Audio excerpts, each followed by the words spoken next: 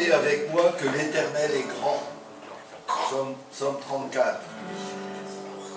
Exaltons-le ensemble pour ce qu'il est. Vous êtes d'accord? Allons-y. Amen. Je voudrais simplement commencer, avant de commencer, vous lire un petit passage. C'est dans Ésaïe. Voilà.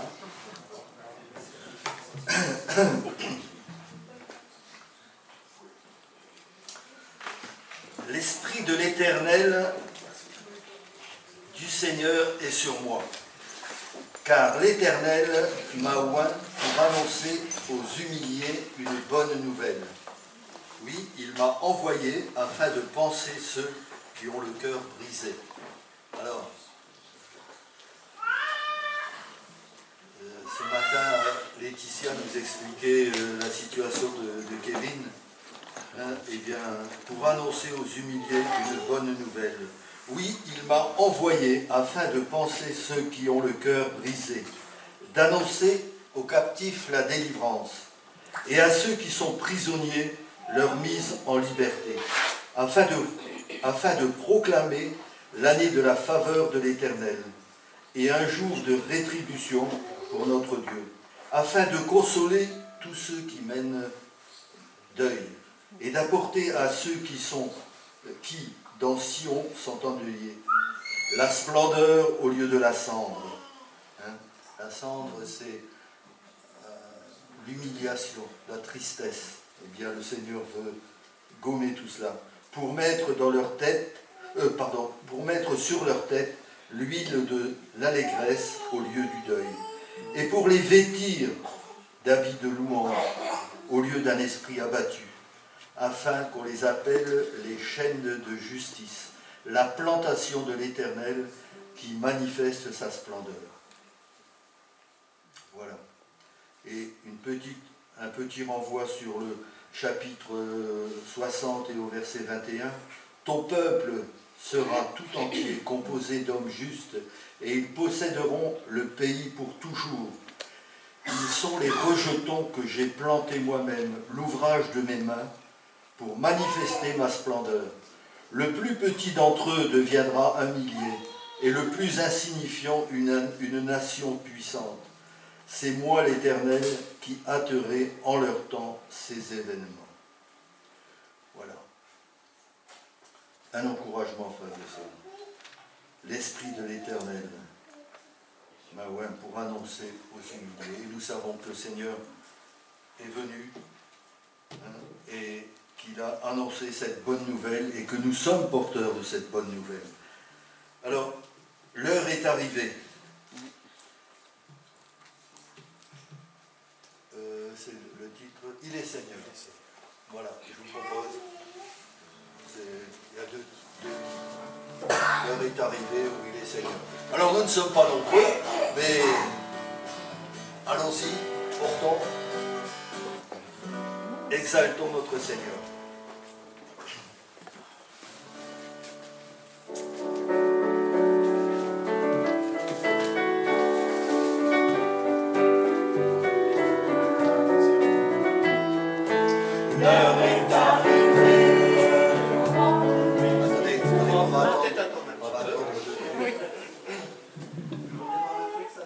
T'inquiète, Rémi.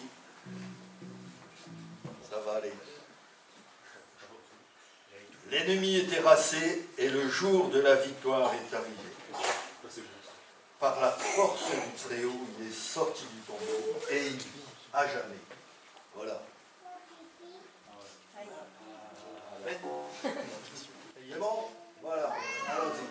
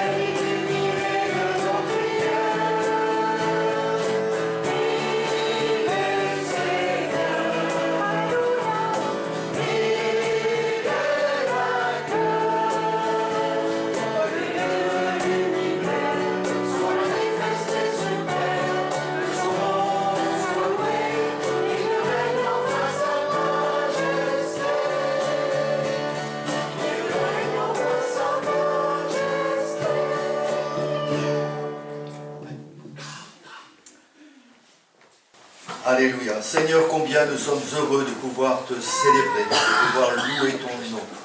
Ce matin, Seigneur, nous sommes montés dans ta maison, Seigneur, avec ce désir de t'exalter, de te célébrer, de te remercier pour ta grandeur, ta puissance, ta majesté, ta splendeur. Seigneur, oui, tu es grand, tu es puissant et tu règnes à jamais. Seigneur, oui, nous voulons penser à ce que tu as dit, ce que tu as communiqué à l'apôtre Jean quand il était sur l'île de Patmos. Ne crains rien, il est vivant, je suis le vivant. J'étais mort, mais je suis ressuscité et je vis pour l'éternité. Oui, pour l'éternité, tu es là présent et tu détiens les clés du séjour des morts. Seigneur, oui, nous voulons te louer ce matin. Nous voulons courber nos cœurs devant toi avec crainte et respect, Seigneur. Nous voulons te dire combien nous sommes heureux de t'appartenir, de pouvoir venir chanter des cantiques, chanter ta gloire, chanter ta victoire, Seigneur, sur la croix, sur la mort. Oui, Seigneur, c'est pour cela que nous avons cette grâce et ce privilège d'être là ce matin. Nous t'apportons cette journée, te prions de bénir ta parole, Seigneur, qui sera annoncée tout à l'heure avec puissance, que nos cœurs soient remués, Seigneur, et que une parole de vie, une parole d'encouragement pour chacun soit livrée. Seigneur, à toi la gloire, à toi la louange. Oui, Seigneur, nous avons une pensée pour ceux que nous aurions aimé voir au milieu de nous, ceux qui sont découragés, fatigués, ceux qui se disent peut-être à quoi bon. Seigneur, nous te prions de les visiter, de les entourer de ta grâce. Nous te les nommons dans nos cœurs à cet instant, Seigneur. Veuille bénir chacun de nos bien-aimés que nous t'apportons ce matin. De bénir chacun de nos bien-aimés qui auraient dû être là ce matin. Alors, Seigneur, nous te les apportons au trône de ta grâce et nous croyons que tu veilles sur chacun d'eux. Seigneur, tu nous dis de déposer nos fardeaux à tes pieds.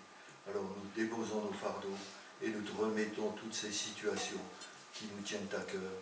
À toi la gloire, mon Seigneur et mon Dieu. Reçois notre adoration et notre louange. Nous voulons te célébrer de tout notre cœur ce matin. Amen. Amen. Alors, le deuxième cantique. Tu es merveilleux. Nul n'est comme toi. Nul n'est comme toi. Dans l'évangile de Matthieu, il est marqué « Venez ». Le Seigneur dit « Venez à moi, vous tous qui êtes fatigués, accablés, je vous donnerai du repos ». Et j'ai noté que dans l'évangile de Matthieu, il y a quatre fois le Seigneur Jésus parle de « venez ». Une première fois, c'est quand il dit à Pierre et à André, les pécheurs, venez, il les appelle. Le deuxième, c'est venez à moi, vous tous qui êtes fatigués et chargés. Le troisième venez, c'est quand le roi marie son fils et invite ses amis à venir au festin. Et il y a un désintéressement, chacun a une bonne excuse. Et le quatrième, c'est venez, vous qui êtes aimés de mon Père. Ça, c'est le jugement, comment on appelle ça, pas la fin des temps, mais le jugement dernier, quoi. Quand le Seigneur dit, venez, vous tous, venez, vous qui êtes aimés de mon Père. Et le Seigneur nous invite à la fin des temps, et ceux qui ne l'auront pas accepté, c'est triste ce sera triste et il y aura des grincements de dents. Et donc, Jésus lui-même dit, venez à moi, vous tous qui êtes fatigués, accablés et chargés, et moi je vous donnerai du repos. Et de nouveau, dans l'Apocalypse, au chapitre 22 et au verset 17, c'est le dernier livre de la parole de Dieu, c'est la dernière page, et c'est presque dans les derniers versets. Au chapitre 17, il est dit, viens, que celui qui a soif vienne. Cette merveilleuse invitation s'adresse à chacun et à tous, aux croyants et aux incroyants, quel que soit leur passé. Et ça, c'est à nous de l'annoncer et de le dire à ceux qui nous entourent. Alors, je vous propose maintenant de chanter « Tu es merveilleux, nul n'est comme toi ». Ensuite, je vais demander à... Il est là, notre ami... il est là. Et d'Alexa. notre ami Saïd a une bonne nouvelle à nous annoncer. Donc, après ce cantique, je vous propose. Alors, il y a une chose aussi, je ne sais pas, vous avez remarqué, Merzoud et son épouse Sabrina ne sont pas là ce matin, et les enfants, parce qu'en fait, ils ont eu une proposition pour partir sur Valenciennes, et ils sont sur Valenciennes. Peut-être que Marc nous donnera quelques explications tout à l'heure, parce qu'il a contact avec le pasteur de là-bas. Mais enfin, ils sont en sécurité, ils ont un logement, donc tout est bien. Tout est bien. Il nous a simplement dit, vous saluez bien toute l'Assemblée, et à bientôt. Parce que son seul désir, c'est de revenir sur la terre, mais chaque chose en son temps. Voilà. Parce qu'il a des projets plein la tête, il ne veut plus s'appeler Merzoud, il veut s'appeler Pierre, donc il veut... Enfin, bref, il a tout un programme dans sa tête, mais bon, chaque chose en son temps. Voilà.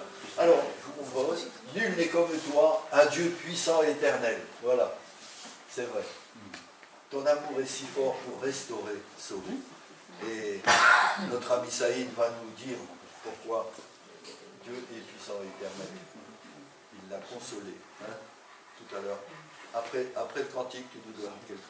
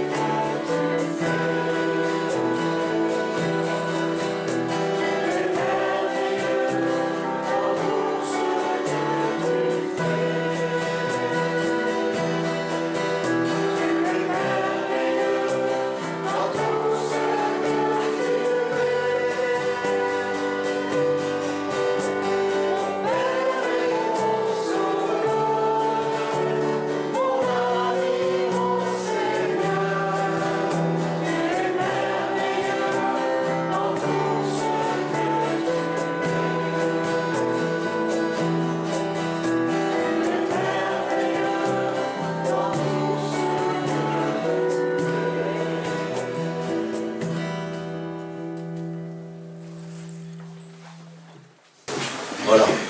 On va demander si tu veux t'approcher, Saïd.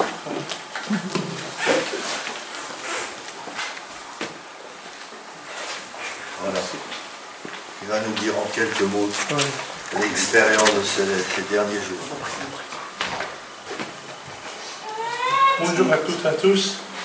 J'espère que tout le monde va bien. Bonjour, papa. J'aimerais bien vous partager vraiment mon bonheur et mon jour après 7 ans je suis en France, je dis toujours à ma famille, mon père et ma maman, je dis toujours, je suis sûr que le Seigneur il fait ma vie pour mon titre de séjour. Ça arrive, merci Seigneur, Seigneur, il m'a donné un titre de séjour résident 10 ans en France. Maintenant, je peux rester tranquillement en France.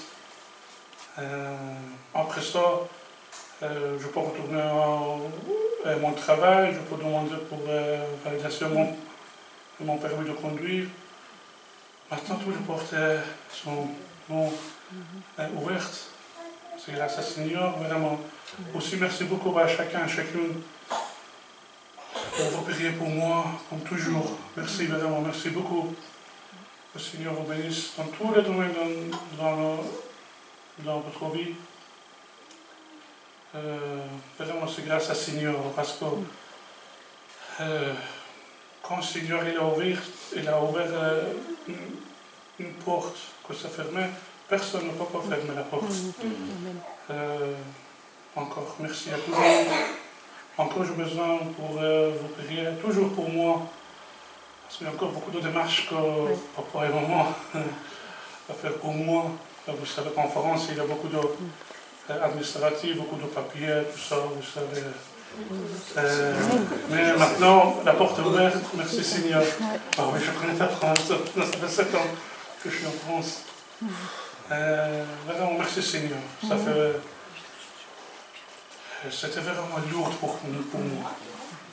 Oui, c'était vraiment lourd, mais maintenant, je suis libre, c'est grâce au Seigneur. Merci tout le monde. Dieu est grande, Dieu est fidèle. Comme je dis toujours encore, d'abord, moi je dis toujours pardonner mon Seigneur. Le deuxième, Dieu est grand, vraiment. Je prierai toujours pour vous. Vous êt toujours dans mon corps. Merci beaucoup tout le monde. Que Dieu vous bénisse, déjà à vous et à votre famille. Merci beaucoup. C'est gentil.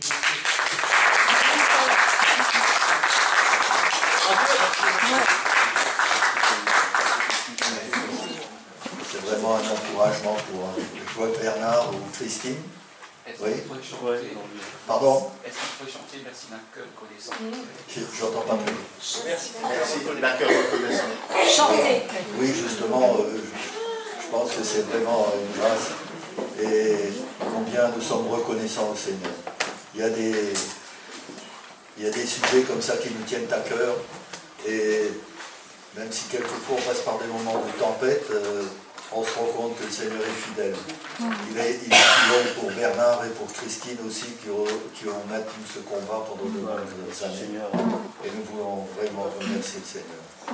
Nous le remercions pour Saïd, nous le remercions pour Daniel, nous le remercions pour... Vraiment, le Seigneur est bon, il est grand, il est merveilleux. Oui, Pardon? je vais Brigitte. Après. Après, oh ben non, tu peux venir. Bon, n'importe. On va chanter avant? On chante la cantique Oui, d'abord. on va Allez. chanter. Ok, je vous propose eh bien, ce cantique 460.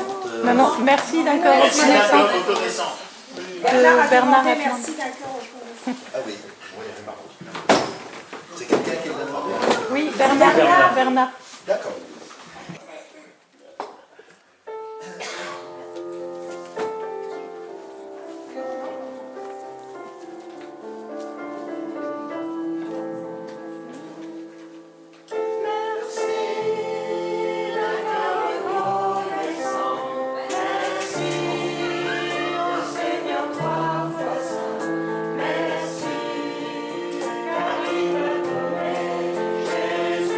Jésus-Christ.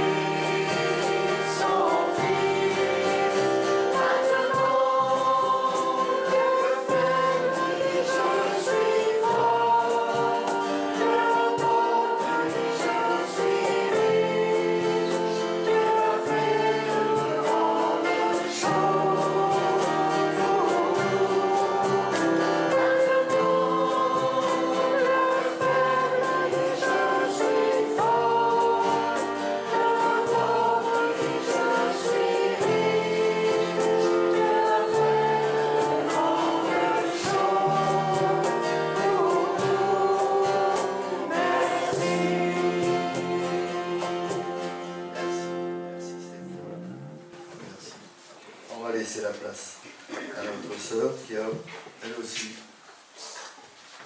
quelques mots à nous dire. Bonjour à tous.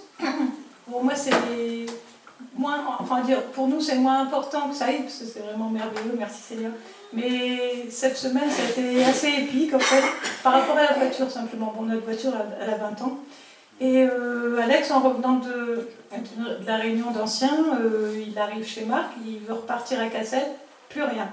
C'est-à-dire la voiture ne démarrait plus du tout. Il y avait tous les voyants qui s'allumaient, bip, bip, enfin, la totale, quoi.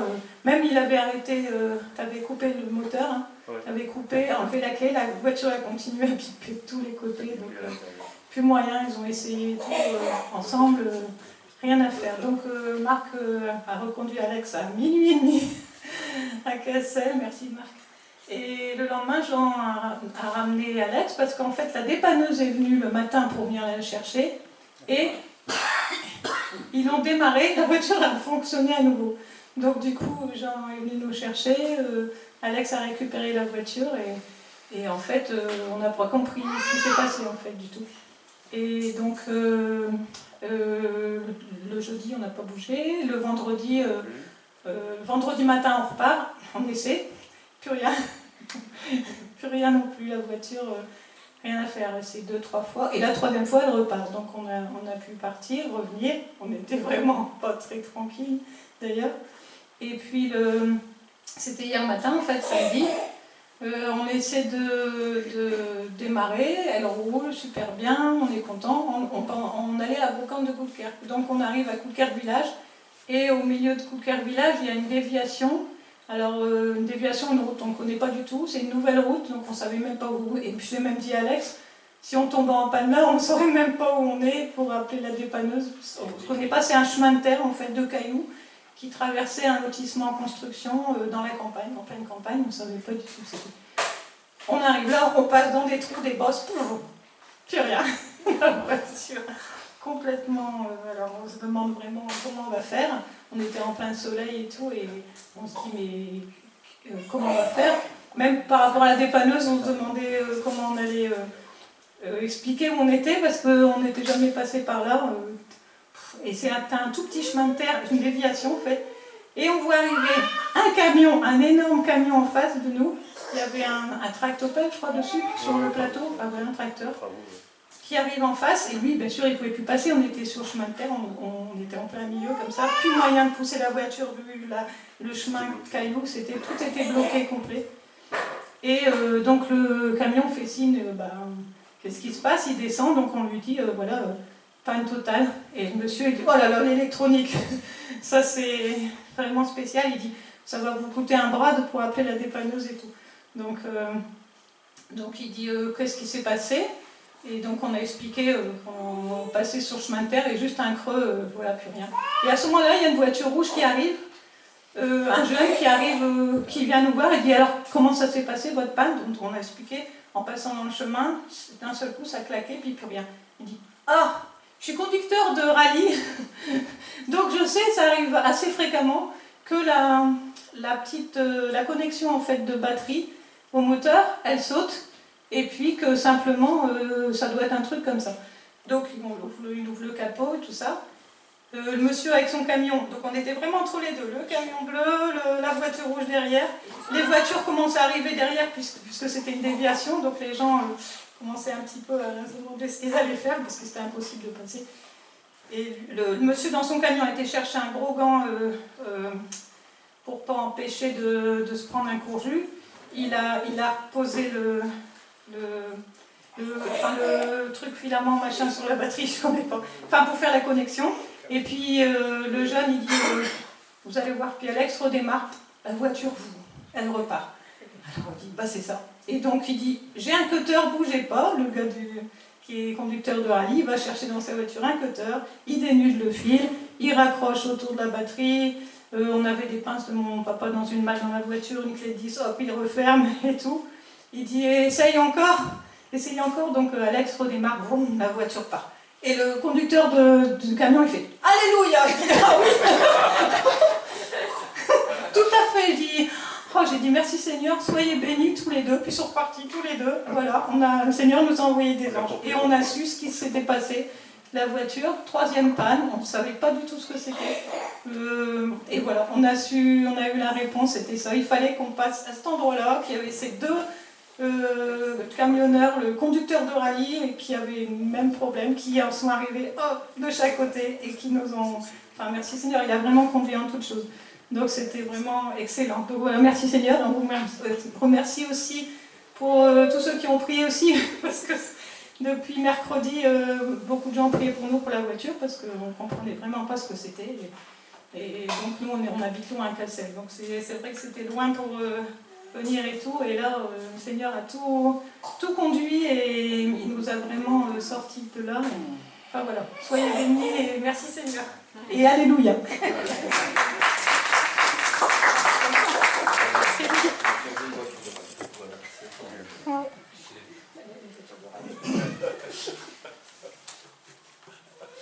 Il nous arrive des aventures. Ouais. Ça fait partie de notre jardin secret. Après, Ouais. c'est difficile d'expliquer certaines choses aux gens. Oui, mais là c'est... Ouais.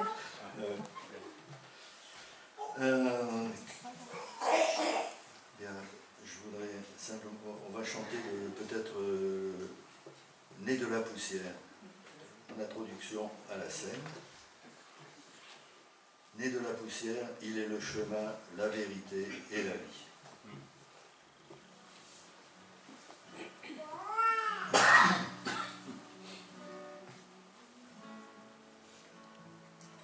Vous le connaissez ?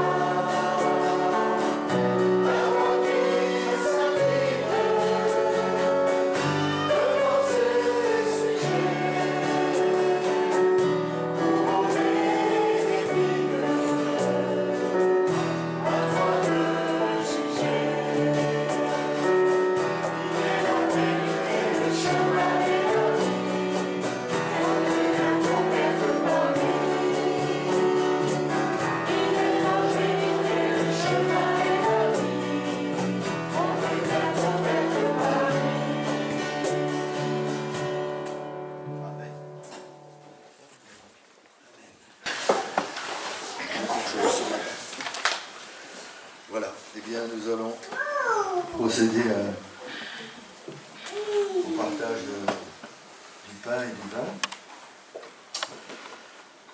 Je voudrais lire simplement quelques versets. 1 Corinthiens chapitre 8, verset 8. C'est l'exposé que Paul fait sur les viandes sacrifiées aux idoles. Et 1 Corinthiens 8, 8, il nous dit: ce n'est pas un aliment qui nous rapproche de Dieu. En manger ou pas ne nous rendra ni meilleur ni pire. Les païens pensaient que manger d'un animal sacrifié à Dieu, aux idoles, le rapprochait de lui. Mais la Bible affirme que même une nourriture venant d'un rite religieux ne peut rapprocher du Dieu vivant et vrai. Quand Jésus se présente comme le pain de vie, le pain vivant descendu du ciel, dans Jean au chapitre 6, verset 51, il est dit « Je suis le pain de vie, le pain vivant descendu du ciel. Il ne s'agit pas d'une nourriture morte, inerte, mais vivante. » Comme le pain est constitué d'éléments pour la vie du corps, de même Jésus est la vie. Ça ne passe pas par la bouche, mais par le cœur. Si bizarre que ça puisse paraître, nous prenons du pain, mais ça ne passe pas par la bouche, mais par le cœur, l'esprit. Jésus est Dieu, et Dieu est esprit. On se nourrit du Seigneur spirituellement, il donne la vie éternelle à notre esprit. Ça va ? Quand Jésus dit « Je suis le pain de vie, le pain vivant descendu du ciel », c'est un appel à la foi en Jésus. Jean 6, verset 40. Et à ses paroles, 6, 63. Et à demeurer en lui, 6, 56. Je les note parce que, bon, nous n'allons pas les lire, mais vous pouvez vérifier. Jésus, conscient des difficultés de ses propres disciples, a accepté qu'ils puissent dire « Ma chair est vraiment une nourriture », leur précisera dans Jean 63, 6, 63, c'est l'esprit qui vivifie. La chair ne sert de rien. Les paroles que je vous ai dites sont esprit et vie. Ce qui nous rapproche de Dieu, c'est le sacrifice de la croix. Oui, c'est le sacrifice de la croix, fait une fois pour toutes. Hébreux 10, 19. Nous avons, au moyen du sang de Jésus, libre accès dans le sanctuaire, c'est-à-dire dans la présence de Dieu. Se nourrir de Jésus-Christ, c'est accepter son sacrifice comme une source de notre salut. L'assimiler dans notre vie par son règne et alimenter notre espérance par sa parole. Jean 14, verset 6, c'est ce que nous venons de chanter. Il est le seul chemin qui mène à Dieu. Il est le chemin, la vérité et la vie. Voilà, en introduction, ce que je voulais faire au moment de scène, de la Sainte Seine. Et je veux reprendre simplement Luc 22 au chapitre 19. Jésus prit du pain, remercia Dieu, le partagea en morceaux, qu'il leur donna en disant « Ceci est mon corps qui est donné pour vous, faites cela en souvenir de moi. » C'est ce que nous allons faire maintenant, en souvenir de notre Seigneur, en souvenir du prix qu'il a payé, de la souffrance qu'il a endurée, et en souvenir de sa victoire sur la mort. C'est pour cela que nous sommes là ce matin. Quand Paul dit une bonne nouvelle, je vous annonce une bonne nouvelle, c'est une bonne nouvelle. Une nouvelle, c'est que Jésus est vivant, Jésus est sauve, guéri, mais la bonne nouvelle, c'est qu'il est mort et qu'il est ressuscité. C'est surtout cela la bonne nouvelle. Sans la résurrection, nous ne serions pas là. Il n'y a pas de justification. Après le repas, il fit de même pour la coupe, en disant « Ceci est la coupe de la nouvelle alliance, conclue par mon sang, qui va être versé pour vous. » Et dans 1 Corinthiens, au chapitre 11, verset 27, Paul insiste et dit « C'est pourquoi, quiconque mangerait le pain et boirait de la coupe du Seigneur d'une manière indigne, se rendrait coupable envers le corps et le sang du Seigneur. Que chacun donc s'examine sérieusement lui-même, et qu'alors il mange ce pain et boive de la coupe. » Voilà, frère et sœurs. Petit rappel. Voilà. Je vais prier maintenant. Je vais demander peut-être qu'un frère vienne Alex, peut-être, ou bien, si tu veux me donner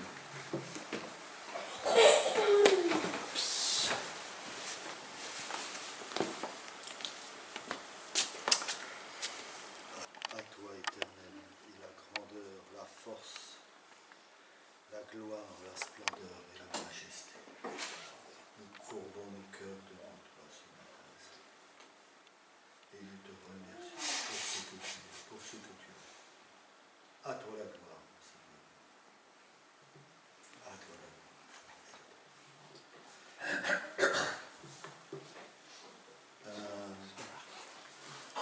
Est-ce qu'on chante encore un cantique? Laisse la place à moi, voilà. Je pense qu'il n'y a pas de code.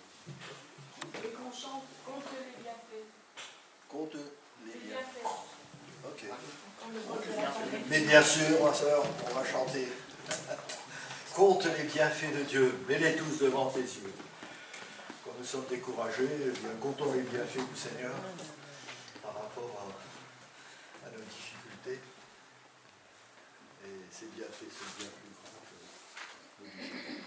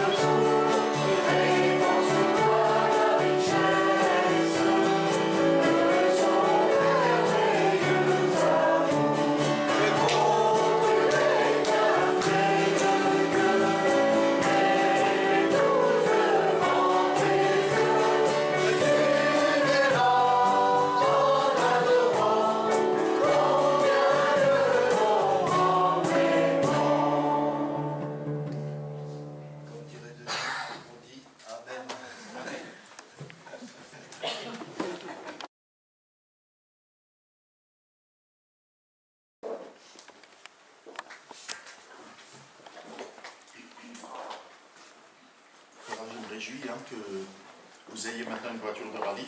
Oui. Je vous donnerai des nouvelles de Merzouk et Sabrina tout à l'heure au moment des annonces. Et évidemment, je vous narrerai les aventures de Simon. Je crois que la semaine prochaine, on a un temps de témoignage. Voilà, ça va prendre un certain temps. Donc je prendrai ce temps dimanche prochain si vous voulez bien. Voilà. Je pourrais rallonger. Ouais, sinon là, vous n'avez pas emmené le casse-croûte, alors je ne peux pas vous raconter ça. Il y a les agates. Voilà, on est dans une nouvelle série de prédications que Alex a entamée la semaine dernière. Le roi David, faire confiance à Dieu dans toute une vie. Ça vaut la peine de faire confiance à Dieu? Amen. Amen. Ce matin, on a des témoignages qui nous y encouragent. Et on a aussi un texte qui nous y encourage.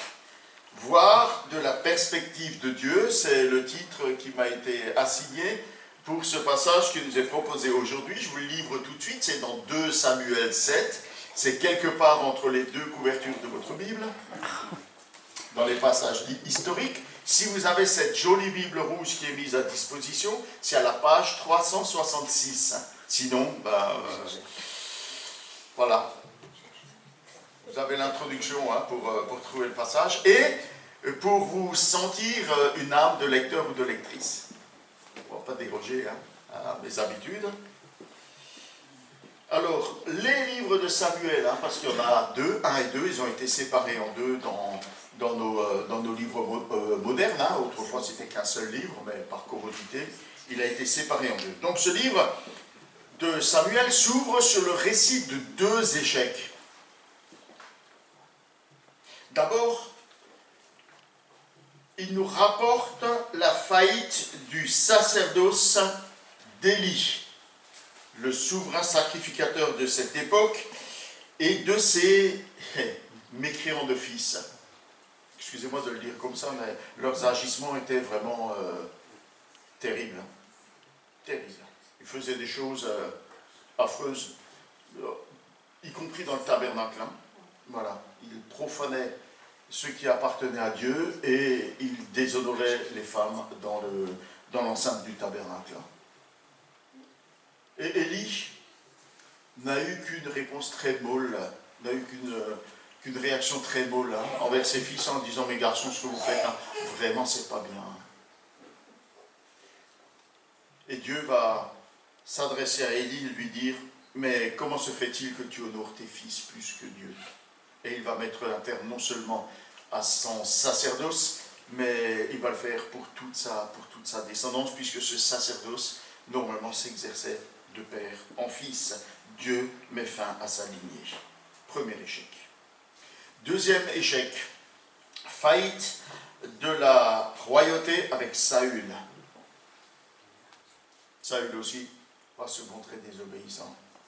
Et sans doute, l'auteur commence-t-il son livre de cette manière pour montrer les limites des institutions humaines, notamment lorsqu'elles ne s'exercent pas dans le respect de la volonté des commandements de Dieu. Mais vous savez, ces échecs ne sont pas définitifs. Dieu n'est pas pris au piège par la faillite des humains.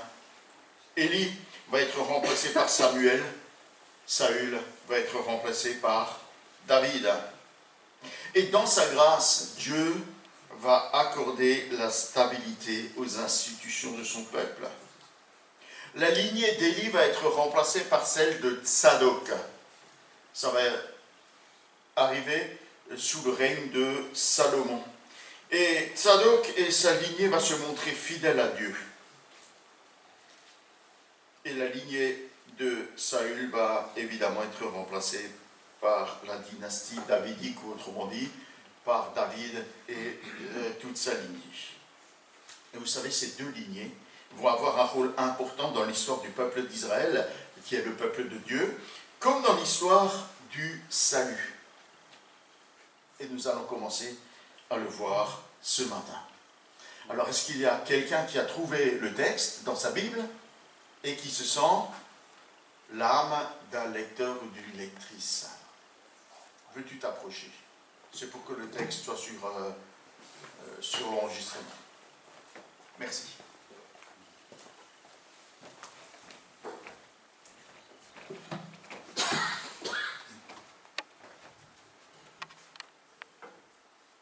Comme le roi s'était installé dans son palais et que l'Éternel lui avait accordé une existence paisible en le délivrant de tous ses ennemis alentour, il dit au prophète Nathan, regarde, j'habite dans une maison, dans un palais de cèdre, alors que le coffre de Dieu est installé au milieu d'une tente de toile.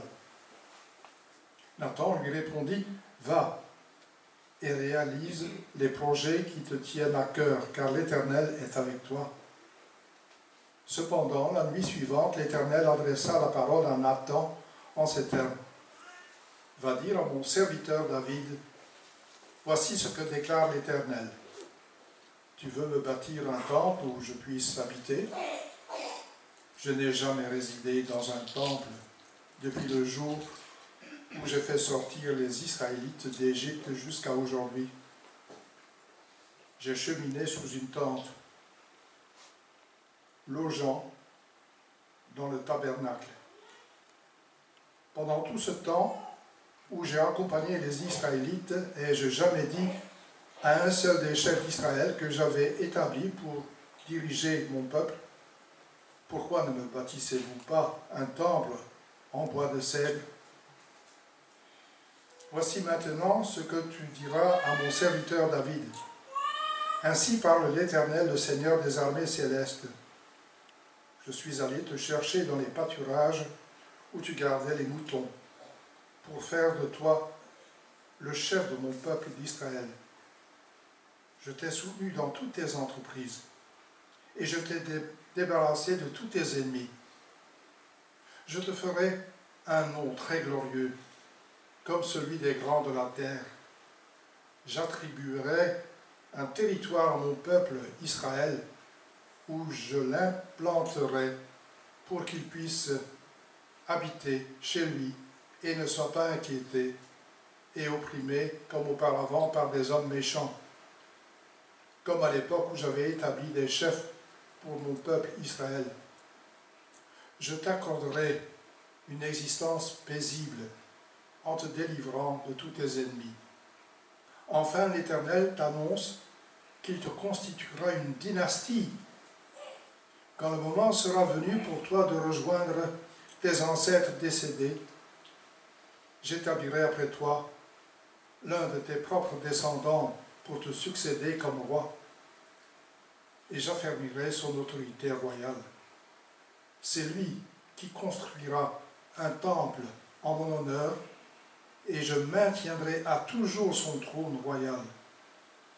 Je serai pour lui un père, et il sera pour moi un fils. S'il fait le mal, je me servirai d'homme pour le corriger par des coups et des châtiments. Mais je ne lui retirerai jamais ma faveur, comme je l'ai retiré à Saül, que j'ai écarté pour te faire place. Oui, je rendrai stable pour toujours ta dynastie et ta royauté, et ton trône sera inébranlable à perpétuité. Nathan rapporta fidèlement à David toutes ces paroles et toute cette révélation. Alors le roi David alla se placer devant l'Éternel et lui adressa cette prière. Seigneur éternel, qui suis-je et qu'est donc ma famille pour que tu m'aies fait parvenir où je suis? Et comme si ce n'était pas déjà suffisant à tes yeux, Seigneur éternel, voilà que tu fais encore à ton serviteur des promesses pour l'avenir lointain de sa dynastie. Seigneur éternel, cela sied-il à un homme? Que pourrais-je dire de plus? Seigneur éternel, tu connais toi-même ton serviteur. C'est parce que tu l'as promis et que tu en as décidé ainsi que tu as accompli ces grandes choses et qu'en plus tu les as révélées à ton serviteur, que tu es grand, éternel Dieu. Il n'y a personne comme toi. Il n'existe pas d'autre Dieu que toi. C'est vraiment comme tout ce que nous avons entendu dire. Y a-t-il un seul autre peuple sur terre qui soit comme Israël, ton peuple, que les dieux soient allés libérer pour en faire leur peuple et le rendre célèbre en accomplissant pour eux et en faveur de ton pays des choses grandes et redoutables? N'as-tu pas chassé d'autres peuples avec leurs dieux devant ton peuple, que tu as libéré pour toi de l'Égypte? Tu as établi ton peuple, Israël, comme ton peuple, pour toujours. Et toi, Éternel, tu es devenu son Dieu. Maintenant donc, Éternel Dieu, veuille toujours tenir ta promesse que tu as faite à ton serviteur et à sa dynastie. Oui, veuille l'accomplir. Ainsi tu seras éternellement exalté, et l'on proclamera que l'Éternel, le Seigneur des armées célestes, est le Dieu d'Israël, et que la dynastie de ton serviteur David demeure stable devant toi. En effet, ô Éternel Seigneur des armées célestes, Dieu d'Israël, tu as révélé à ton serviteur que tu lui bâtiras une dynastie. C'est pourquoi ton serviteur a trouvé le courage de t'adresser cette prière. Maintenant, Seigneur éternel, c'est toi qui es Dieu. Tes paroles sont vraies et tu as promis ce bonheur à ton serviteur. Veuille donc à présent bénir ma dynastie pour qu'elle subsiste à jamais devant toi.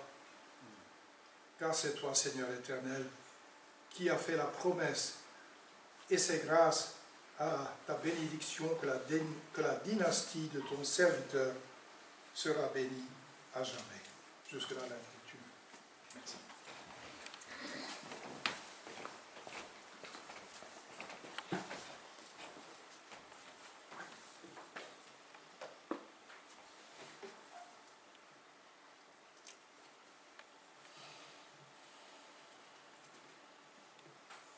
D'une situation de chaos à une situation de paix. On va transiter à une situation gênante et enfin à une situation inattendue.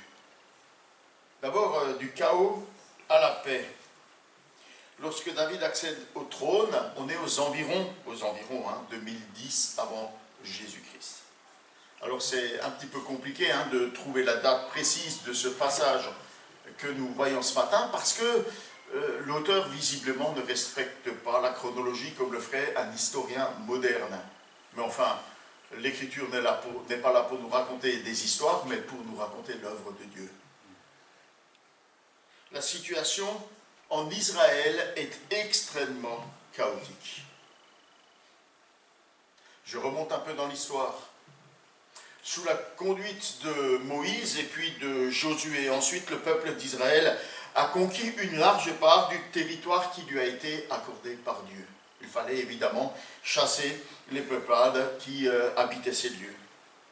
Mais après le décès de Josué, la situation se dégrade rapidement. Le peuple ne respecte plus les commandements donnés par Dieu concernant la conquête du pays. Il s'allie aux nations qui sont présentes sur le territoire, se tourne vers les idoles, et visiblement chaque tribu semble faire sa vie de son côté, sans se soucier des autres tribus. Il règne un désordre total. Et évidemment, les ennemis d'Israël ne manqueront pas de mettre à profit cette situation pour opprimer tout ou partie du peuple de Dieu. Les juges que Dieu donne, auxquels il est fait référence dans ce texte, n'ont qu'une efficacité et une influence limitée. Parfois limitée à une simple tribu, et de toute façon très limitée dans le temps, parce qu'à chaque fois que ce juge décède, le peuple repart de plus belle dans ses travers. La situation se détériore de plus en plus. Le désordre va croissant. Chacun fait ce qui lui semble bon, c'est le refrain qui revient dans le livre des juges. Et ce livre nous donne de bien tristes récits de la situation. Et à la lecture de ces textes, vous vous dites, mais c'est encore pire que les séries de Netflix. Si vous avez Netflix, moi je ne l'ai pas. Voilà. Mais c'est encore pire que les séries télévisées. À tous ces péchés, Israël ajoute celui de demander un roi. Et c'est par le prophète Samuel que Dieu va donner Saül comme premier roi à Israël. Alors après de premiers succès, en collaboration étroite avec Samuel, Saül va aussi commencer à faire ce qui lui plaît, sans se soucier ni des commandements du Seigneur, ni des conseils de Samuel. Samuel lui dit alors, nous rapporte 1 Samuel 15, 22 et 23, « Les holocaustes et les sacrifices Font-ils autant plaisir à l'Éternel que l'obéissance à ses ordres? Non, car l'obéissance est préférable au sacrifice. La soumission vaut mieux que la graisse des béliers, car l'insoumission est aussi coupable que le péché de divination et la désobéissance aussi grave que le péché d'idolâtrie. Puisque tu as rejeté les ordres de l'Éternel, lui aussi te rejette et te retire ta royauté. C'est sévère, c'est terrible. Hein? Alors, David devient roi. Il devient roi et le royaume est dans une situation déplorable, divisé, pressé par ses ennemis. Mais David, le roi au cœur selon l'Éternel, réalisait les désirs de l'Éternel. Et c'est peut-être là aussi qu'on peut trouver un indice de ce que ça veut dire être selon le cœur de l'Éternel. Et c'est David qui va accomplir la promesse qui a été faite par l'Éternel à Abraham. Genèse 15, 18. Je promets de donner à ta descendance tout ce pays, depuis le fleuve d'Égypte jusqu'au grand fleuve, l'Euphrate. David va unifier le royaume par l'unité entre Juda et Israël. Vous savez qu'il a régné 40 ans, hein, mais qu'il a d'abord 30 ou 40 ans 40 ans, hein, oui, c'est bien ça. Mais il règne d'abord 7 ans et demi sur le seul royaume de Juda, alors que Israël va faire sécession. Et pendant cette période de sécession, les relations entre ces deux nations qui sont sœurs, hein, frères, va être émaillées par des combats fratricides. Il unit Juda et Israël. Il achève la conquête de l'ensemble du territoire promis et donné par Dieu, notamment par des campagnes victorieuses contre les Philistins, hein, qui à ce moment-là semblent être l'ennemi le plus sérieux, mais aussi contre d'autres nations qui sont tout autour. Il met ses ennemis hors d'état de nuire et il les sépare clairement du peuple d'Israël. Alors, on ne sait pas trop comment expliquer, hein, quand le texte dit il les met au si, au h et au voilà. Hein, certains pensent qu'il en décime une certaine partie pour réduire leur puissance, d'autres pensent qu'il les assigne à des travaux forcés. Mais en tout cas, quoi qu'il en soit, David fait une séparation nette entre le peuple de Dieu et les autres nations. Il pacifie son pays. Il lui permet d'entrer dans une période de paix. Et évidemment, il fait la conquête de Jérusalem pour en faire sa capitale. Et voilà Israël qui entre, après cette période d'agitation, de chaos extrême, qui entre dans une période de paix, de sécurité, avec Jérusalem pour capitale. Et voilà que d'un seul coup, la situation devient gênante pour David. Il s'installe à Jérusalem après ce travail considérable, hein, cette œuvre considérable. Il va enfin pouvoir jouir d'une paix bien méritée. Il fait de Jérusalem sa capitale politique. Il y installe son palais. Alors ça a dû lui faire bizarre. Hein. Le texte nous rappelle que Dieu l'a trouvé dans les champs, hein, derrière des troupeaux. Ensuite, il va séjourner dans les déserts et les cavernes, hein, pour chasser, je remets tout dans l'eau, hein, pour chasser par Saül. Et puis finalement, il va être en campagne militaire, il va habiter en campagne sous les tentes, à la guerre. Hein. Voilà, c'est pas le confort. Et voilà que tout à coup, il se retrouve dans un palais de cèdre. De cèdre, ça veut dire, c'est ce qui se fait de mieux à cette époque. Hein. Et alors là, il doit pouvoir se dire, enfin j'ai réussi, voilà, j'ai abouti, hein. Je suis le roi de tout Israël, je suis dans un palais, c'est extraordinaire.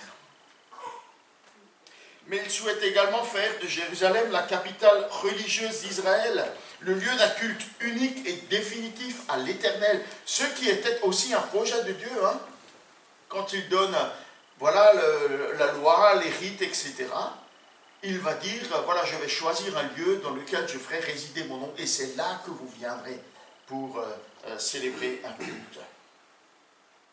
Alors c'est pourquoi David fait ramener à Jérusalem l'arche de l'Alliance, afin qu'elle trouve sa place dans la tente installée à Jérusalem à cet effet. Et c'est ce que nous a rapporté Alex, hein, dans la prédication de la semaine dernière. Mais quelque chose ne va pas. Il y a quelque chose qui ne va pas. Quelque chose ne convient pas à David. Là, il devrait être pleinement satisfait, n'est-ce pas? Il devrait être heureux. Tout va bien. Tout s'est arrangé. Avec l'aide du Seigneur, hein, qui a été le soutien de son bras, qu'espérer de plus? Qu'espérer de mieux? Mais quelque chose le dérange. Quelque chose l'empêche d'avoir une parfaite paix intérieure. Alors, comme à son habitude, hein, et si vous êtes un lecteur de l'histoire de David, vous vous rendez compte que souvent, hein, avant les batailles, avant les décisions importantes, il cherche à consulter l'Éternel. Et c'est ce qu'il va faire encore une fois par le biais du prophète Nathan. Ce prophète Nathan, il apparaît ici dans le récit, il est le successeur de Samuel. Samuel est arrivé au bout de sa vie, hein, c'est un vieillard. Il est arrivé au bout de sa vie, et puis voilà, il est décédé. Et le Seigneur donne Nathan auprès de David pour lui faire connaître, pour lui révéler sa volonté et sa parole. Alors, il ouvre son cœur à Nathan. Mais comment est-ce que je peux habiter une aussi belle maison? Comment est-ce que je peux habiter un aussi beau palais?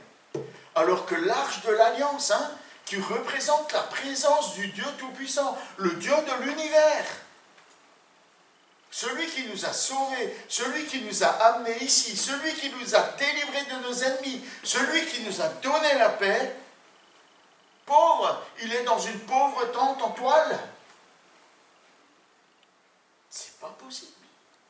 Comment moi, je pourrais vivre dans un palais de cèdre et Dieu dans une pauvre tente?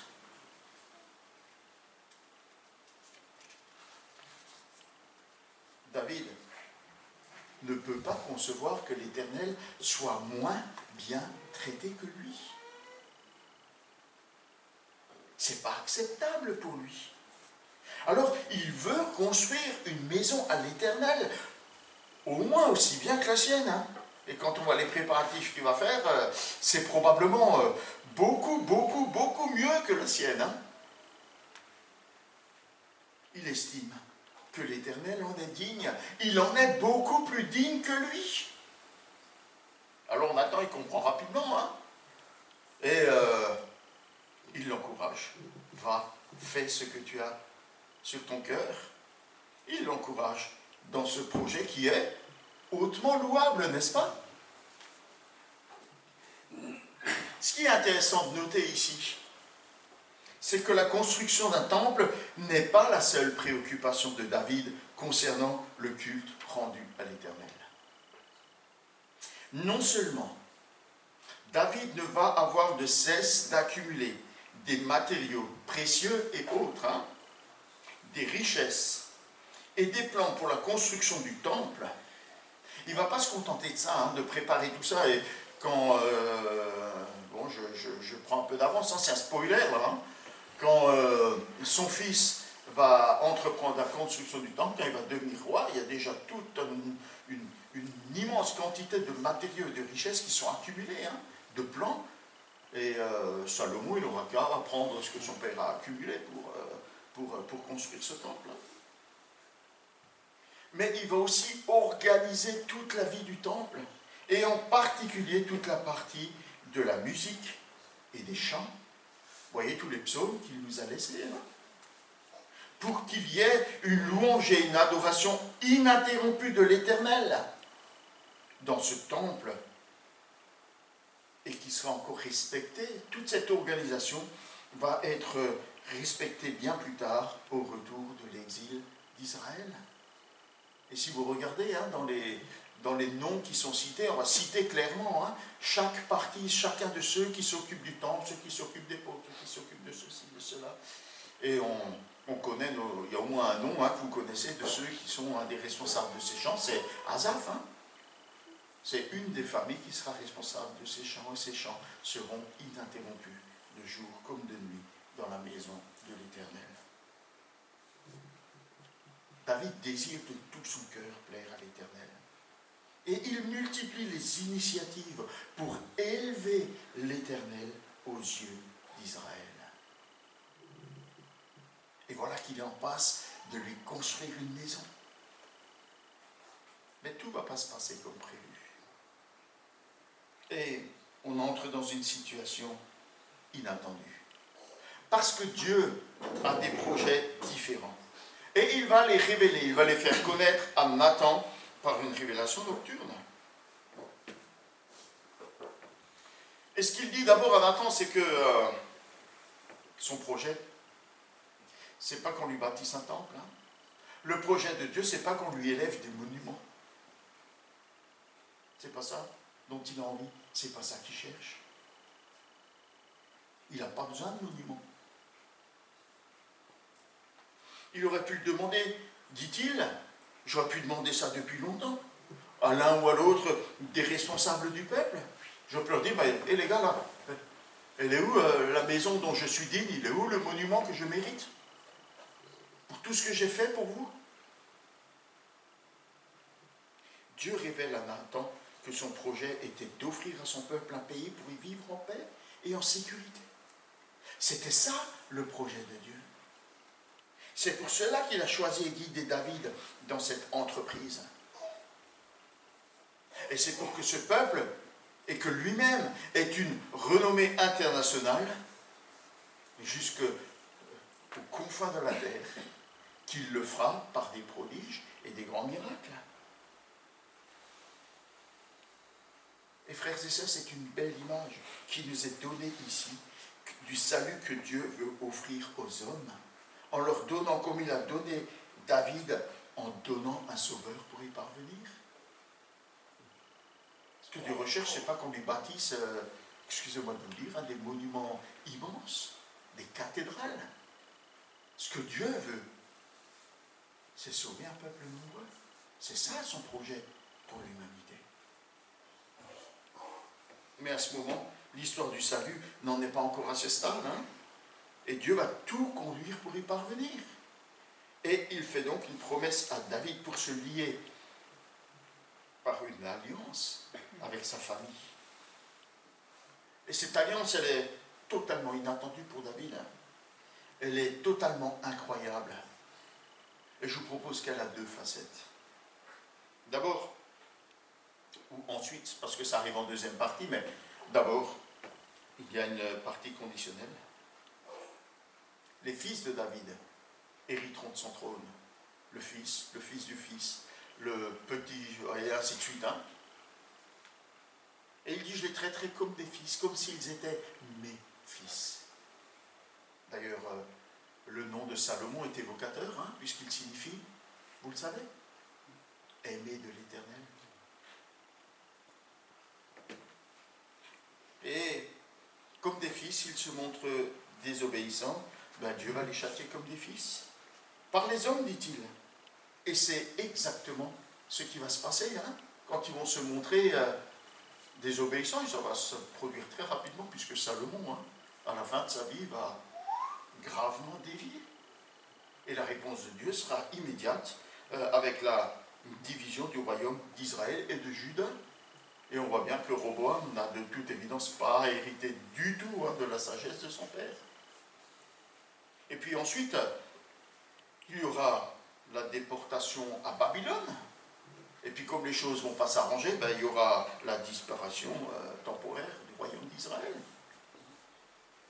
Et Israël ne va retrouver qu'une nation que dans l'ère moderne, après la Deuxième Guerre mondiale. Je les châtierai comme des fils. Il y a une partie conditionnelle. S'ils sont fidèles, ils demeureront. S'ils ne sont pas fidèles, je les châtierai. Mais il y a une partie inconditionnelle. Parce que cette alliance est conclue avec David et sa famille pour l'éternité. Pour toujours. C'est pas parce que visiblement il y a quelque chose qui n'est plus visible, hein. Enfin si la royauté n'est plus visible, cette bénédiction n'est plus visible, qu'elle est interrompue. Cette alliance est conclue avec David et sa famille pour l'éternité. De la vie générale, cette promesse reçoit tout son accomplissement en la personne de Jésus-Christ. C'est aussi ce que notre frère Gabriel nous a montré hein, dans sa prédication sur la généalogie de Jésus-Christ. Et le Nouveau Testament prend longuement le temps, dans divers passages, de démontrer que Jésus est le Fils de Dieu, mais qu'il est aussi le descendant, le Fils de David, et qu'il est l'accomplissement de la promesse. Hein. L'aveugle de Jéricho ne s'est pas trompé hein, quand elle a crié « Jésus, Fils de David, hein, aie pitié de moi ». Alors comme il a accompli sa promesse de salut en faveur de son peuple Israël, en lui donnant paix et sécurité sur le territoire promis par la main de David, c'est au travers de sa famille que Dieu va donner un descendant, Jésus-Christ, qui accomplira le salut pour toutes les nations dans un royaume où régneront justice et paix pour l'éternité. En fait, ce qui se passe ici du temps de David est une image de ce que Dieu va accomplir. Et cette Jérusalem terrestre hein, dans laquelle Dieu établit sa présence, dans laquelle règne la paix, la sécurité et la justice, c'est juste une image de cette nouvelle Jérusalem hein, que Dieu prépare pour son peuple et pour qu'ils y demeurent dans cette même paix, sécurité et justice pour l'éternité. Cependant, Dieu est sensible au désir de David de lui construire un temple. Et c'est donc son fils qui le bâtira. Il pourra le bâtir parce que lui sera un homme de paix. Alors que David a été un homme de guerre et qu'il a versé beaucoup de sang dans ses différentes campagnes contre ses ennemis.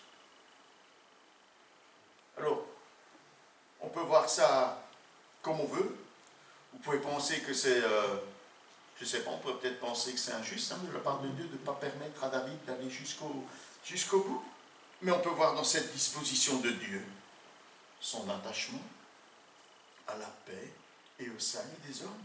Ce que Dieu veut, c'est pas que les méchants meurent, mais qu'ils se repentent et qu'ils vivent. Jésus n'est pas venu pour détruire, il est venu pour sauver. Il n'est pas venu pour juger, il est venu pour sauver. En donnant sa vie, il désire attirer le plus grand nombre à lui. Dans un lieu où règne la paix, la sécurité. Et c'est cette image de paix hein, que Dieu veut donner à Jérusalem, mais aussi à son temple, qui est le symbole de sa présence. Et le Dieu de paix n'aura pas peur de dire Paul, qui surpasse toute intelligence, gardera vos cœurs en Jésus-Christ. David est estomaqué. Il est ébahi. Il s'attendait à tout, mais pas à ça. Pas à une telle bénédiction. Il se considère comme trop insignifiant pour être digne d'hériter d'une telle promesse. Est-ce que ça vous est déjà arrivé de ressentir cela alors que vous êtes au bénéfice de l'immense grâce de Dieu? Et David a conscience hein, que c'est la grâce de Dieu qui à ce moment-là est agissante envers lui. Il est conscient que ni lui ni sa famille ne méritent ce que Dieu est en train de lui promettre, de ce qu'il est en train de lui accorder.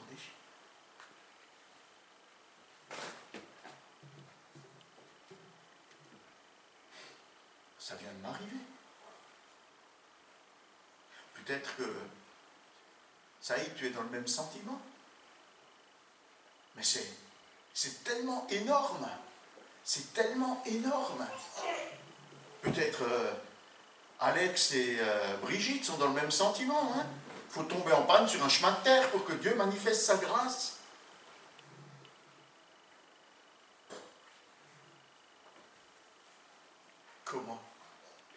au Seigneur, Seigneur, comment je suis et comment ma famille est-elle digne d'une si grande bienveillance de ta part?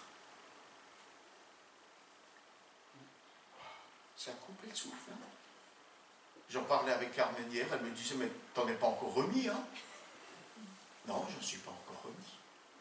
J'en suis pas encore remis. Il y a des bénédictions qui nous marquent de manière plus profonde et plus durable que toutes les épreuves et toutes les souffrances. Comme pour David, il n'y a qu'une réponse adéquate.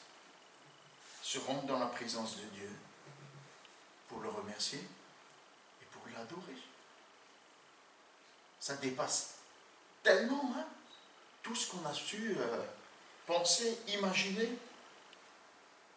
Et alors, voir selon la perspective de Dieu, c'est finalement comme David se rendre compte que son œuvre en ma faveur est infiniment plus grande, infiniment plus durable que les œuvres que je pourrais accomplir pour lui. Dieu ne cherche pas à obtenir des avantages dans sa relation avec nous. Il cherche à nous accorder un avenir éternel de paix et de sécurité. Néanmoins, et comme on le voit dans ce texte, Dieu est sensible à notre désir de l'honorer et de l'élever dans nos vies et aux yeux de celles et de ceux qui nous entourent. Et il peut. Et j'insiste sur ce « il peut », parce que c'est une action souveraine de sa grâce, comme David en est conscient, et comme j'en suis conscient dans ma vie, et comme nous en sommes conscients lorsque le Seigneur nous bénit, il peut accorder une bénédiction inattendue, une bénédiction particulière en retour. Il peut. En Jésus-Christ, par qui il a fait alliance avec nous, comme nous l'avons rappelé ce matin. Il nous rend héritiers des plus grandes et des plus merveilleuses bénédictions. Si nous en expérimentons déjà aujourd'hui des bienfaits merveilleux, nous trouverons leur plein accomplissement dans le royaume éternel de paix, de sécurité, de gloire, dans lequel il nous recevra lorsqu'il établira son royaume. Que ce passage soit un encouragement pour nous. Alors, tu m'as demandé si j'avais un chant, j'avais dit non. Mais entre-temps, j'ai pensé à moins que quelqu'un ait un chant que le Seigneur lui inspire. Sinon, je vous propose de chanter « Magnifique est le Seigneur ».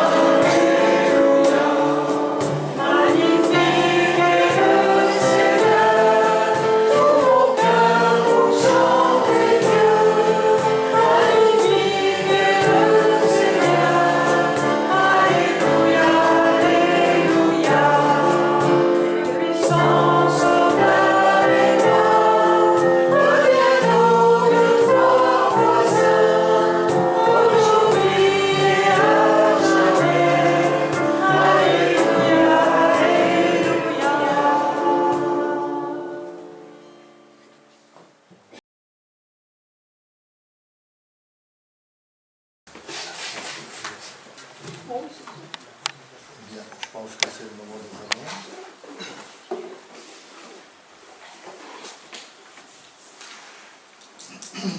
Cette semaine, alors, on reprend l'étude biblique du mercredi soir, 19h30. Eh bien, pour les livrer, veuillez vous rapprocher des marques, que je pense qu'elles ont été commandées. On verra tout ça mercredi. Alors si vous voulez prendre un peu d'avance par rapport à mercredi, vous allez voir, et puis je vous remettrai un livret contre la modique somme de 6 euros. 2, 6 6 euros. 6. J'ai compris 100 peu. Oh là. Pour toi, ça peut être 10. Allons-y. Samedi 16 septembre. Alors pour le groupe de jeunes, bon, je pense qu'ils auront rien de particulier. Je la rentrais. Ils se connectent entre eux. Alors, spécial témoignage. Pour le bon déroulement, veuillez vous rapprocher de Denis. Voilà. On va essayer de faire une liste avec Voilà. un timing. Il y a déjà Rémi là-bas qui dit je veux, donc voilà. Enfin, vous vous rapprochez de Denis. Ensuite, donc, barbecue après le culte, dimanche 17. C'est dimanche prochain, ça. Voilà. Alors, viande grillée, salade diverse, fromage, dessert et boisson. Nathalie, oh là, tout ça, ça nous paraît bien bon. Nathalie va nous... Je voudrais juste dire qu'on prévoit un barbecue au jour d'aujourd'hui parce qu'il fait beau. Si dans la semaine le temps se dégrade, j'enverrai un mail et on fera la formule habituelle, ramener des viandes froides. Donc guettez vos boîtes mail en fin de semaine. S'il y a un changement, je vous envoie un mail. Donc, ah oui. Sinon c'est barbecue. Ah oui, il faut ramener les viandes quand même. Ah oui. Mais si jamais on ne fait pas barbecue, il faut ramener des viandes froides comme d'habitude. Ok, c'est noté. Déjà grillées. C'est noté. Bon, oui. Regardez la vidéo, regardez les boîtes mail. Sinon, à vos agendas, apparemment, il n'y a pas Si, grand-chose. encore. C'est à des associations, ça c'est pour nos frères et sœurs qui sont au CA. Voilà, Masret. Et alors, ça c'est le 4 septembre et le 10 septembre, Floriane Brutal. Voilà. Toutes les nouvelles sur le dernier. Voilà, quelle heure il est, moins le quart. Nouvelles de Merzou. Pardon.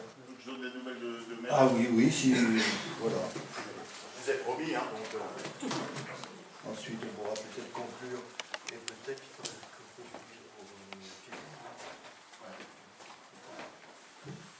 Voilà, donc Merzouk a pu bénéficier, on a appris ça début de la semaine, Merzouk a pu bénéficier d'un logement.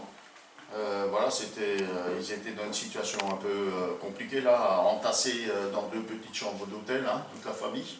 Donc ils ont pu bénéficier d'un logement. L'assistante leur a trouvé un logement, mais à Valenciennes. Voilà, donc ça a été pour eux un moment difficile. Voilà, ils se sont trouvés bien au milieu de nous, nous aussi. On était reconnaissants, c'était comme un cadeau du Seigneur pour eux.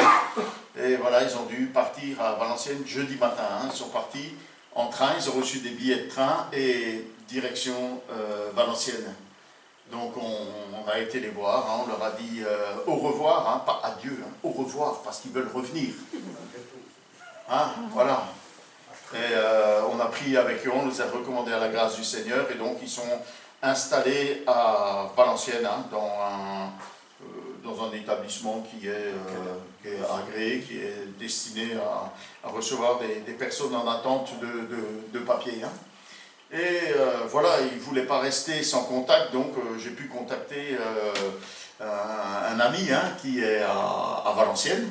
Il n'y a pas beaucoup d'églises à Valenciennes, il y en a à peu près 2, mais une qui est bien, parce que je connais le pasteur, dont vous retiendrez facilement le nom, Tetsuya Miyazaka, pardon.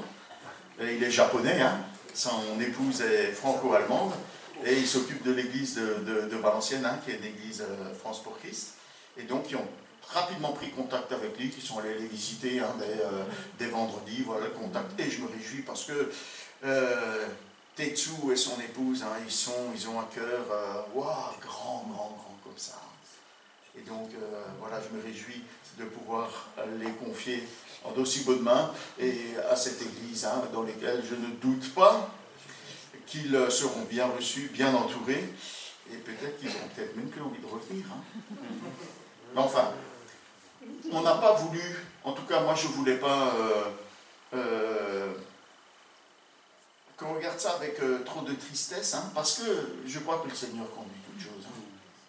Le Seigneur veille sur eux, il a veillé à leur venue en France, il a veillé à ce qu'ils rencontrent des frères et sœurs, ils ont pu rencontrer ici une communauté kabyle, il a veillé à ce qu'ils trouvent un logement. Moi je crois que le Seigneur les entoure, il a des projets pour eux, et il déploie ses projets pour eux. Les projets de Dieu sont des fois surprenants, et ils nous font passer parfois par des moments difficiles, mais voyez la fin, hein, on l'a rappelé ce matin par les témoignages, on l'a rappelé par la prédication.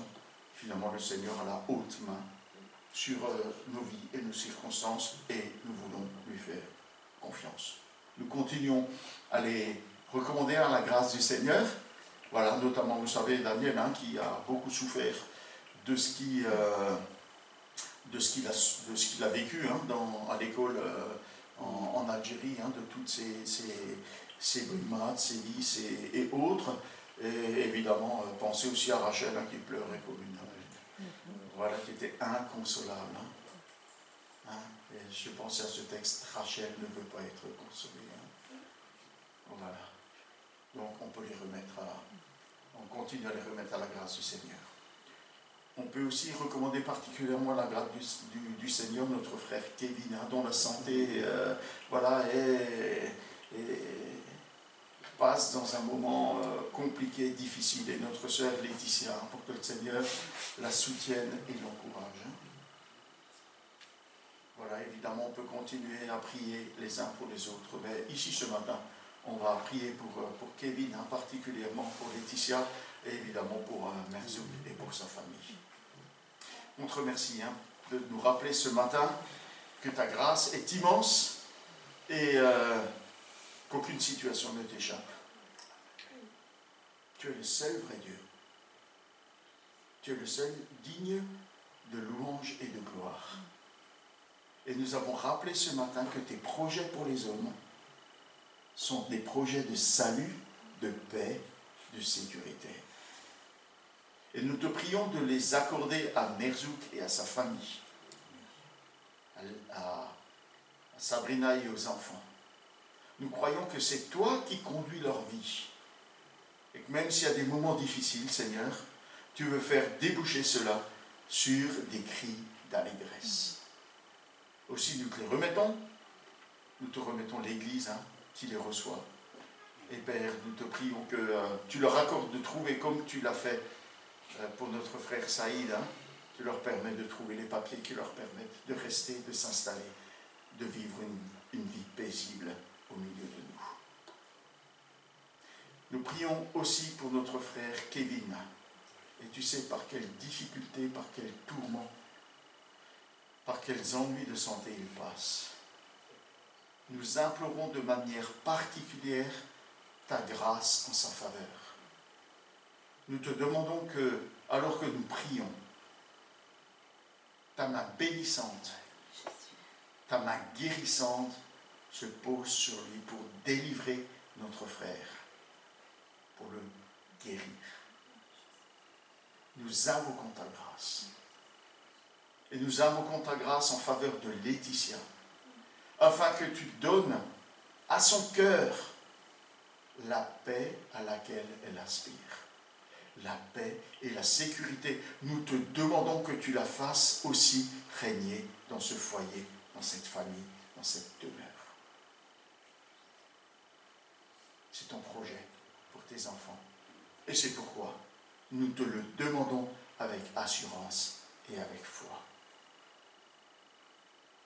Cette paix, cette sécurité que tu donnes, nous la réclamons aussi pour chacun et chacune d'entre nous. Ici présents ou absent ce matin pour quelque raison que tu connais. Oh oui, que ta grâce et ta bénédiction soient sur nous tous et sur nos familles. Nous te le demandons. Par grâce, dans le nom de Jésus-Christ. Amen. Est-ce qu'on peut associer à cette prière, s'il te plaît, André Gabriel, qui est toujours en rééducation après un accident au pays. Ouais. Il est ici maintenant, ça fait 15 jours qu'il est en rééducation à Ronsard. Il a le droit de rentrer le week-end, mais vraiment prier qu'il récupère toutes ses facultés et on le revoit vraiment. Voilà, donc André Gabriel est dit qu'il va être opéré. Est-ce que quelqu'un veut prier?